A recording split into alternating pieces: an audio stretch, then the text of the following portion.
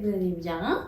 On se retrouve du coup aujourd'hui pour une nouvelle vidéo. C'est une vidéo un peu point lecture du coup, parce que ça fait, même si je lis beaucoup moins maintenant que je suis à Bordeaux, j'en ai quand même lu pas mal. J'ai 3 e-books que je dois vous parler et j'ai 4 du coup en version papier. Donc voilà, c'est quand même, je trouve, plutôt bien, un bon... une bonne moyenne. Donc je vais vous en parler. Sur ce que je vais vous parler, j'ai une grande déception. Alors, c'est un peu bizarre dit comme ça, mais en fait c'est une déception et en même temps j'aime bien. Donc il y a ceux-ci et après j'ai eu des pépites, mamma mia, des purs bonheurs. Donc je vais vous en parler, j'espère que vous les aimerez autant que moi, que je ne vous serai pas trop déçus par ma déception parce que j'en ai déjà plus en parler sur Insta et il y en a beaucoup qui du coup, malheureusement, je pense que je suis la seule à ne pas avoir trop aimé, donc je sais pas. Donc on verra bien. Mais du coup, je vais vous en parler, c'est parti. On va commencer du coup par nos versions papier, donc j'en ai 4. Alors, on va commencer par celui-ci. Blood and Honey, du coup, c'est le tome 2. Du coup, de la saga Serpent and Dove, qui est du coup le tome 1 a été un pur bonheur avec du sarcasme à gogo, des complots, des mensonges, des secrets, tout ce qu'il nous fallait. Ça s'est terminé vraiment sur des révélations impressionnantes. Donc on est du coup, suite à ces révélations, il y a eu aussi malheureusement une mort qui du coup a choqué et a, on va dire, affecté profondément du coup Red, puisque du coup c'est, on va dire, son père spirituel. Il l'a en fait tué en fait pour du coup sauver la femme qu'il aime. Et du coup on en est un peu là où il est triste parce qu'il a perdu son père, il est heureux parce qu'il a retrouvé, il a réussi à sauver Lou.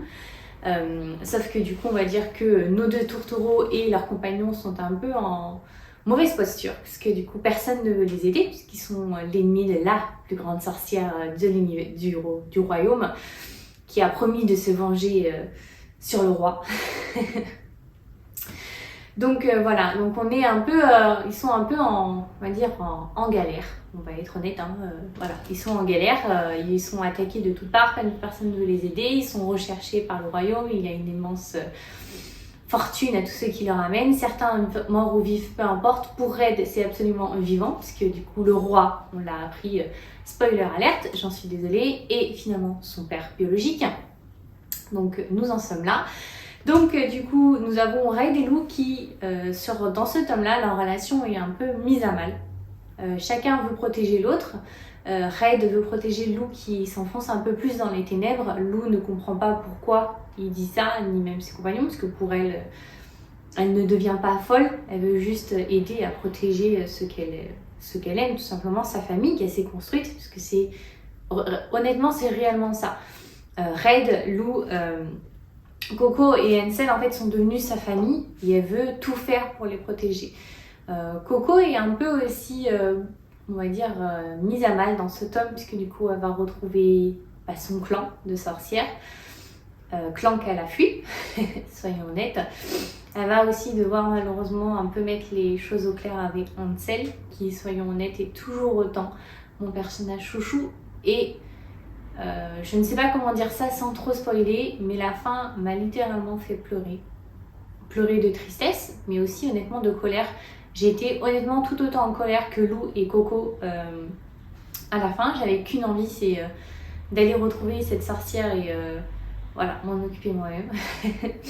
Honnêtement, parce que en fait Hansel était un peu leur lumière, leur bonté, tout ce qui est de plus beau et de meilleur dans un monde qui est un peu ravagé et donc du coup elle voulait en prendre soin, elle voulait juste le protéger. Lui avait l'impression qu'elle le prenait pour un faible alors que pas du tout en fait, elle voulait juste qu'il garde son innocence, ses mains propres en fait, juste qu'il reste tel qu'il est, qu'il ne grandisse pas forcément ou alors qu'il souffre. Elles ont tellement voulu le protéger et je le comprends parce que voilà, c'était ce qui faisait qu'elle continuait, c'était ce qu'elles imaginaient qu'elle devait protéger, on va dire. Pour elle, le monde devait être comme Hansel et elle devait faire en sorte, elle, même si elle devenait méchante ou détestée par le reste du monde, c'était pas grave tant que lui savait qu'il les aimait et qu'il le faisait tout pour les protéger en quelque sorte. Donc la femme m'a énormément fait pleurer, honnêtement. la relation entre Lou et Red s'est un peu détériorée. Il y a eu beaucoup moins de sarcasme, chose que j'avais adoré dans le tome 1. Mais en fait, les voir certes se séparer pour mieux se retrouver a été pour moi, on va dire, une évidence. Parce qu'une relation, tout ne va pas, tout n'est jamais tout rose, tout blanc. Ce n'est jamais le grand bonheur à chaque fois. Il y a toujours, malheureusement, c'est comme ça. Mais c'est comme ça que les relations deviennent aussi fortes. Il y a des hauts et des bas. Et là, dans ce tome-là, c'est le bas qu'on voit, le fond. Et les voir se battre l'un pour l'autre, se battre pour protéger l'un et l'autre, ils ont chacun leur manière et ça a été un pur bonheur. Honnêtement, j'ai hâte, plus que hâte, d'avoir le tome 3. Parce qu'on sent dans ce tome-là que l'auteur nous a préparé à la bataille finale, qui va être intensive, dure, qui risque d'y avoir pas mal de sacrifices à mon avis. Donc j'ai hâte. On voit de nouveaux personnages, du coup on voit le clan de Coco. Il y en a qui sont complètement timbrés, faut être honnête. Il y en a une qui fout les jetons, j'ai pas hâte de la revoir, même si je pense qu'on va la revoir. Elle m'a fait plus que peur. Donc j'espère que je le reverrai pas trop dans le prochain tome, même si je pense qu'elle va jouer un rôle assez important, donc on verra. Ensuite, on passe à Chasseur de flammes. Et donc c'est celui-ci qui est ma déception. Alors je suis désolée, il va se mettre sûrement à pleuvoir pendant que je fais cette vidéo, ce qu'il avait peut-être dû entendre. En fait, il y a des averses. Donc j'ai essayé de la commencer quand il fait beau, sauf que comme qui dit inverse dit pluie sans que je ne sache comment. Donc j'espère que vous m'entendrez quand même. On verra. Donc c'est celui-ci. Alors c'est une déception. Pourquoi? Parce que pour moi il est assez, je sais pas, long. Voilà, pour moi l'univers n'est pas assez, je sais pas, soit pas assez exploité, mais en fait je l'ai trouvé assez long, alors que j'ai imaginé peut-être beaucoup autre chose. En fait, et je pense que c'est ça aussi le souci, c'est que j'en ai tellement entendu parler que du bien, sur TikTok, sur Insta, même si j'ai essayé de pas trop lire, je m'étais fait une certaine attente de ce bouquin et malheureusement je pense que c'est la grosse erreur de ma part, c'est d'avoir eu cette attente là. Donc voilà, c'est ce qui fait que je pense que ce soit une déception, mais je l'ai adoré aussi et c'est là en fait tout le paradoxe de ce bouquin, car en fait Zafira, qui du coup en fait est la chasseuse dans ce bouquin, est juste impressionnante. On la voit grandir dans ce livre. Et on part d'une jeune fille qui fait tout pour cacher qu'elle est une jeune fille. Elle veut être vue comme un homme, puisque si elle devient une fille, en fait, tout ce qu'elle pourrait avoir dit ou avoir fait sera épluché. On pourrait retourner contre elle ce qu'elle a fait, ses bonnes actions, parce que c'est une femme. Et on la voit grandir énormément, on la voit arrêter de se cacher, on la voit accepter ses capacités, son côté ténèbres aussi. Et j'ai adoré cette façon de grandir qu'elle a eue. Je veux lire la suite, je vous explique pourquoi. Car là, on l'a vu grandir en petite communauté. Excusez-moi, ça a été long à sortir. C'est-à-dire qu'en fait, elle a grandi et elle s'est affirmée face en fait, à ses compagnons. Mais c'est des compagnons qu'elle a appris à apprécier, à vouloir protéger pour certains, chose qu'elle n'imaginait pas. En fait, elle s'est fait des amis, chose qu'elle pensait totalement impensable. Et en fait, on l'a vu grandir face à ces personnes-là. Sauf que j'aimerais la voir grandir face au système, face au monde. Elle a fait un petit pas, j'aimerais la voir faire le grand pas, le grand saut. C'est ça en fait que dans la chronique que j'ai écrite sur Instagram, il y a eu un commentaire et j'ai dit j'aimerais la voir grandir. On me dit oui, elle a déjà grandi. Je dis oui, elle a grandi face à son compagnon de voyage, mais j'aimerais qu'elle grandisse face au monde, voir comment elle réagira face à ce qu'on pourrait dire par rapport à ce qu'elle a fait parce qu'elle était une femme.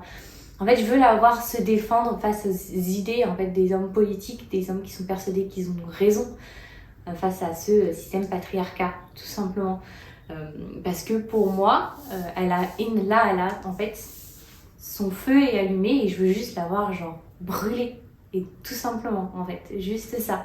Car à mon avis, ça va être explosif. Vraiment, genre juste parfait. Après, on voit du coup forcément le grand prince, qui est du coup abîmée, mais alors vraiment, vraiment abîmée par la vie. Son père l'a plus que maltraitée suite à la mort de sa mère, qui finalement... Voilà, en fait, j'ai peur de spoiler, mais c'est vraiment un bouquin... Voilà, en fait, c'est là que résume tout le paradoxe, c'est qu'il a été pour moi un peu long. Donc je pense que c'est parce que l'auteur a vraiment voulu nous expliquer en long, en large, tout l'univers, sauf que j'estime qu'il y a certaines choses qu'on aurait pu voir petit à petit, au fur et à mesure, des petites graines comme ça, pas voir tout d'un coup. Et en fait, il y a eu tellement une masse d'informations qu'il y a des scènes d'action, il ne faut pas mentir, il y a des scènes de combat, il y a des scènes où ils doivent juste protéger leur vie et où ils acceptent aussi qui ils sont, on les voit grandir. Ces scènes-là sont juste géniales et parfaites, elles sont extrêmement bien écrites, mais en fait elles sont noyées sous toutes les informations que l'on a sur l'univers de la magie qu'il y a dans cet univers-là. Et en fait il y a tellement d'informations que ce qui est juste génial et très bien écrit est noyé. Je ne dis pas que l'univers est très mal écrit, au contraire, il est très bien, on le comprend, on le conçoit, on n'a pas de questions, attendez, moi je n'ai eu aucun moment eu besoin de retourner en arrière, je me suis dit attendez j'ai dû rater des chapitres, pas du tout. Mais en fait, on a tellement d'informations que ça devient assez lourd et du coup, les peu de scènes qu'on a sont des vraies bouffées d'air frais, mais du coup en fait elles sont quand même un peu noyées je trouve. Donc voilà, même si la fin, aux trois quarts, les derniers quarts du livre, tout s'enchaîne, révélation sur révélation, sur complot, sur... voilà, on sait tout. Et c'est extrêmement bien écrit. C'est là qu'on voit que l'auteur est plus que doué. Mais en fait, voilà, il y a eu ce dernier quart qui a été parfait. Les scènes entre les deux, mais entre chaque. Mais après, en fait, il y a eu tellement masse d'informations que c'est pour ça que c'est aussi une déception. C'est que pour moi, je l'ai trouvé assez long et assez lourd en fait. Et du coup, c'est pour ça. Je veux voir Zafira.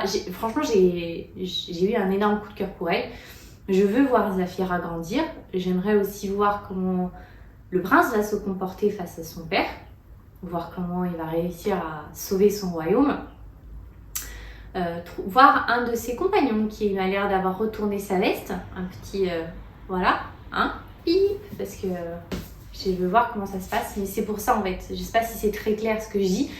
C'est à la fois une déception et à la fois une énorme découverte, parce que c'est soyons honnêtes, c'est un livre sur les légendes, tout ce qui est perse,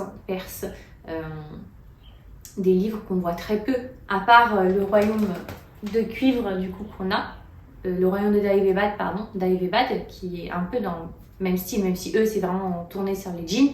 Eux, on voit autre chose, il y a vraiment de la magie. Et pour moi, c'est un peu semblable. Attention, j'ai dit un peu, qu'on ne déforme pas ce que je dis. Mais en fait, c'est un univers, pour moi, qu'on voit très peu dans la littérature. Et je l'adore. C'est pour ça que je pense que je l'attendais autant aussi. C'est parce que c'est le genre de livre que je lis très peu.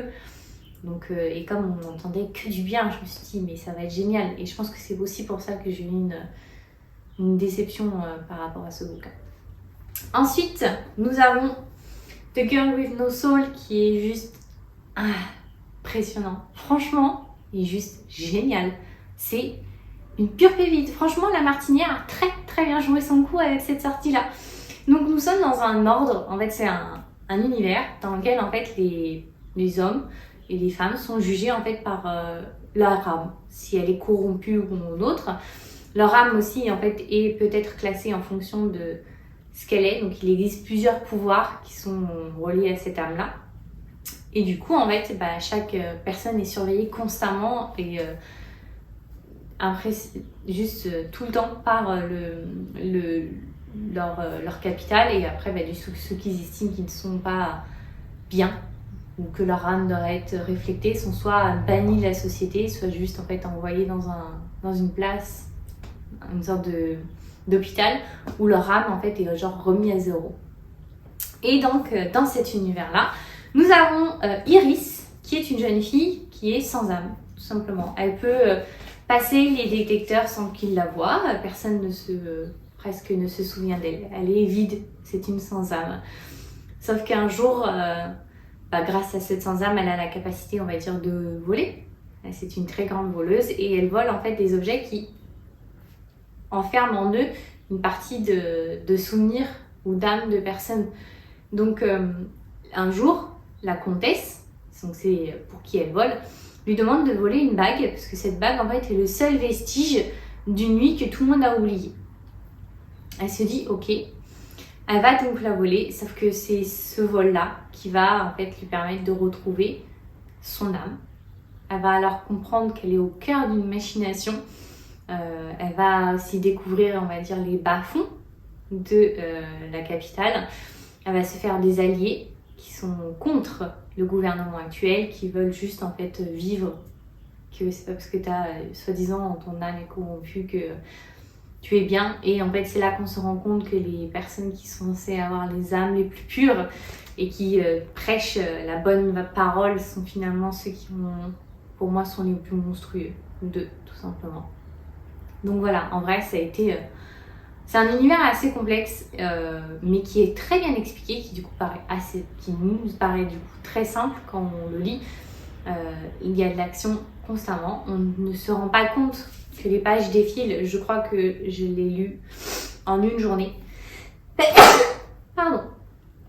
Je l'ai lu en une journée. J'ai eu extrêmement de mal à le lâcher tellement j'étais dedans. Ça a été un pur bonheur. Surtout qu'en plus je l'ai lu juste après la plus grande découverte que j'ai faite de ce point lecture, c'est celui-ci. Alors celui-là, l'humaine nous fait plus que plaisir. C'est une bombe, honnêtement, c'est une pure bombe.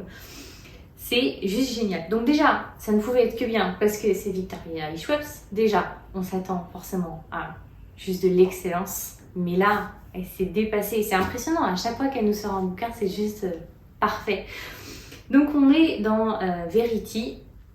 En fait, c'est un monde où dès que les hommes en fait subissent quelque chose de mal, donc genre un meurtre ou qui sont passés à tabac ou autre, en fait, sont pris des entités vont prendre leur contrôle d'eux-mêmes et donc du coup ils deviennent des monstres tout simplement. Et donc du coup une ville a été séparée en deux. Il y a une des villes qui du coup en fait tout le monde est protégé gratuitement par des personnes qui font tout pour les protéger contre ces monstres, et l'autre partie en fait où pour être protégé il faut payer tout simplement. Cette partie-là où il faut protéger pour être payé est dirigée par un homme, et cet homme a une fille. Sa fille veut tout faire pour retourner en fait auprès de lui, pour pouvoir diriger l'entreprise avec lui et la ville tout simplement. Et en fait l'autre côté, celle où tout le monde est protégé gratuitement, est protégée en fait par un homme les deux hommes qui protègent chacun la ville ont signé une trêve où en fait ils ne se font pas la guerre, ils font juste la guerre aux monstres. Et en fait il a on va dire 3 âmes spéciales, et c'est ce qu'on appelle des Sunai, donc c'est genre le top du top des monstres. Ils peuvent en fait tuer n'importe qui avec simplement un instrument. Donc l'aîné c'est avec n'importe quel instrument parce qu'il a embrassé son côté ténèbres. La cadette qui est une jeune fille c'est avec sa voix, et celui que l'on va suivre du coup qui est le petit dernier c'est avec un violon. Ce petit dernier aimerait prendre plus part au combat, aider réellement sa famille à du coup aider les humains.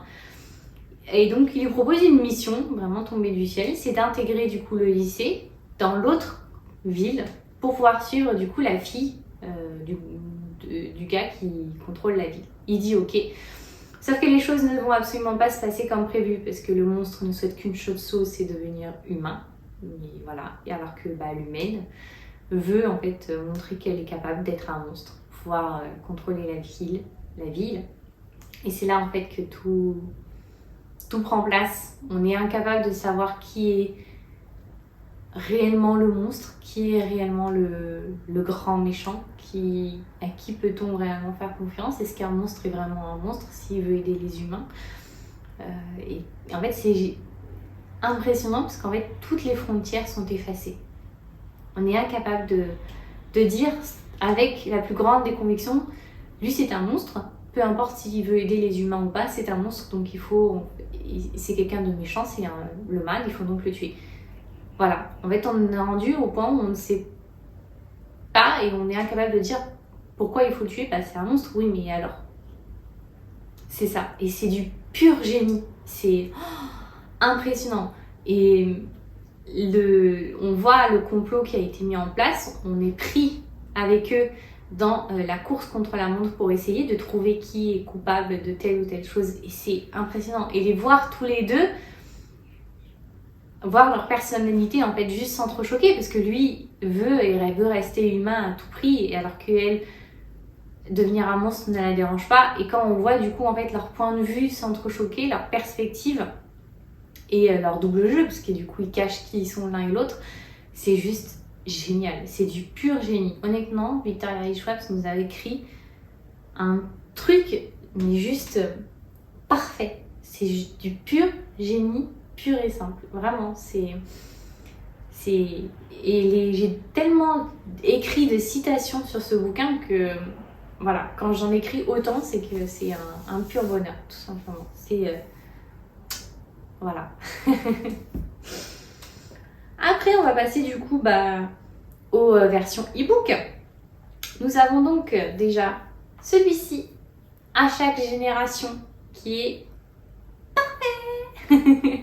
Puisque du coup, en fait, nous retrouvons du coup la ville de Sunnydale, des années et des années après que Buffy ait vaincu le mal. Nous retrouvons du coup la fille de la sorcière aux cheveux roux, qui est juste géniale. Nous en retrouvons aussi le cousin du loup-garou. Nous retrouvons notre fameux vampire qui est toujours ici présent. Sauf que du coup, en fait, on retrouve toute cette bande un peu malheureusement au mauvais moment, parce que du coup, un incident a eu lieu à la réunion des grandes chasseuses. Elles sont du coup plus ou moins, si on le comprend, mortes, puisqu'il y a eu une énorme explosion. Et ils ne trouvent aucune survivante. Sauf que forcément les choses se compliquent à Sunnydale, puisque dès qu'on apprend qu'il n'y a plus de chasseuses, le mal revient en force, forcément. Sauf que c'est là que, on va dire, c'est juste génial. Honnêtement, j'ai retrouvé tout ce que j'adorais dans la saison, dans la saga du samedi soir. Tout ce qui fait que j'avais adoré. Du coup, on a Frankie, qui du coup est la fille de Willow, qui va se retrouver en fait être la chasseuse élue. Elle va du coup devoir combattre le mal qui revient dans sa ville. Sauf que elle ne sait pas comment faire. Elle est totalement perdue, puisque c'est une chasseuse, mais aussi une sorcière, ce qui n'était jamais arrivé. Donc elle est un peu perdue, elle a l'impression d'être un peu gauche, de ne jamais savoir si elle fait bien ou pas. Mais c'est une chasseuse, c'est l'élu, elle va donc forcément réussir. Il y a en plus de nombreux clins d'œil à la série et c'est juste trop bien. Honnêtement, c'est un pur bonheur de lire ce livre, surtout si on est amoureux de Buffy contre les vampires, parce que voilà, c'est juste parfait. On se replonge dedans et honnêtement ça m'a donné envie, et je regarde de temps en temps, on va dire 1 ou 2 épisodes par jour du coup de la série. Je me refais toute la saga. C'est juste génial de pouvoir retrouver en fait ce que j'ai aimé dans ma série quand j'étais plus jeune, dans un bouquin qui est sorti dans les années 2022. C'est du pur bonheur et du pur génie. Franchement, bravo à l'autrice, parce qu'elle était juste géniale. Ensuite, et je suis un peu perdue, je ne pense pas que je vous en ai parlé. Si je vous en ai déjà parlé, je suis désolée. C'est du coup les libraires gauchers de Londres qui, franchement, est juste génial. Je l'ai lu il m'avait l'air plutôt pas mal, il y avait de bonnes critiques, mais je ne savais pas trop ce que ça allait donner. Et franchement, je me dis que j'étais trop bête de ne pas lire avant. Donc, nous suivons Suzanne, qui est une jeune fille qui part sur Londres parce qu'elle veut connaître qui est son père. Tout simplement. Elle veut savoir d'où elle vient. C'est la fameuse, vous savez, question existentielle. Donc elle part sur Londres pour du coup découvrir son père. Et sauf que en fait, en arrivant sur Londres, elle tombe sur un oncle qui lui envoyait des cadeaux tout constamment. Sauf que cet oncle n'est pas forcément qui il paraît. Il va donc être, on va dire, tué. Et c'est là qu'elle rencontre Merlin. Qui, soyons honnêtes, est tout aussi loufoque dans cette version. Et j'adore quand on a un Merlin un peu loufoque, parce que je ne pense pas que c'était voilà. Pour moi, on va dire, un grand sorcier qui est un peu sobre et qui se contient, pour moi, n'est pas un très bon sorcier. Il faut un grain de folie pour pouvoir faire de grandes choses. C'est ce qu'on m'a toujours dit. Donc là, il est un peu timbré. En plus, il a été, on va dire, je sais pas, il fait très 2022. Franchement, hein, je l'adore, cette version-là, parce qu'elle est juste trop bien. Elle est juste parfaite. Et en fait, elle va le découvrir et elle va du coup en fait découvrir le monde des libraires. Donc, ce sont des personnes qui en fait combattent, on va dire, les créatures du mal dans le monde actuel. Elle va donc découvrir tout un univers et en fait, elle ne comprend pas pourquoi elle se retrouve en fait plongée dans l'univers parce qu'en fait, c'est un humain. Normalement, un humain n'est jamais entre ces deux frontières-là. Ils vont donc partir forcément. Elle va partir à l'origine la recherche de ses origines et c'est en faisant cette recherche-là qu'elle va en fait tomber un peu plus dans le monde des libraires. Elle va aussi surtout tomber un petit peu plus au cœur, on va dire, d'un grand complot, une grande mise en scène. Elle va alors comprendre qui elle est. Et franchement, c'est un univers tellement riche que j'ai adoré. En plus, déjà, ça se passe au milieu des librairies, donc ça ne peut être que trop bien. On est au milieu des livres, qui est juste génial. Mais honnêtement, il y a énormément d'actions. On ne se laisse absolument pas perdre au milieu des informations qu'on peut avoir. Au contraire, le rythme est pas mal. Franchement, on se laisse facilement emporter par l'action, par les révélations. On veut toujours... En fait, on continue à lire parce qu'on veut savoir ce qui s'est passé. Donc voilà, franchement, ça a été une très belle découverte aussi. Et je me dis que j'ai été complètement débile de ne pas avoir lu avant. Donc j'ai hâte. Je crois, hein, je ne suis pas sûre parce que là, j'essaye de finir mon Pumpkin Challenge. Mais normalement, le tome 2 n'est pas encore sorti et j'ai hâte qu'il sorte. Et voilà, je vous ai du coup parlé de tous mes bouquins. J'espère que j'étais assez claire dans mes explications, que je vous ai donné envie de lire certains que vous n'avez pas lus. J'espère que vous ne m'en voulez pas trop sur mon avis qui n'est pas forcément très sympathique du coup pour les chasseurs d'Aroya qui, du coup en fait pour moi, je pense honnêtement que j'avais trop d'attentes sur ce bouquin et du coup c'est pour ça que la déception est là, même si je suis heureuse de l'avoir lu et que je vais lire la suite, mais je suis aussi déçue. Donc voilà, je sais que ça peut être un sujet quand c'est un grand livre qui est aimé par tous et tellement censé d'avoir du coup un avis un peu divergent, mais je suis désolée, mais voilà, c'est peut-être tout cet encensement qu'il y a eu autour du bouquin qui fait que je suis légèrement déçue. Donc du coup voilà, mais honnêtement si je devais les classer, je pense que je mettrais les libraires gauche en 3e place, Blood Honey en 2e place et en haut je mettrais The Savage Song. Pour moi est juste, franchement sur tout ce que j'ai lu, la plus grande surprise et la plus grosse pépite, franchement la bombe, celui qui fait au milieu de toutes les lectures et qui ressort, on va dire sur ces bouquins là, celui qui ressort le plus ça va être celui-ci. En tout cas, je vous souhaite à tous et tous une très bonne semaine. J'espère que ça vous a plu et on se retrouve du coup à lundi prochain pour une nouvelle vidéo. Bye bye!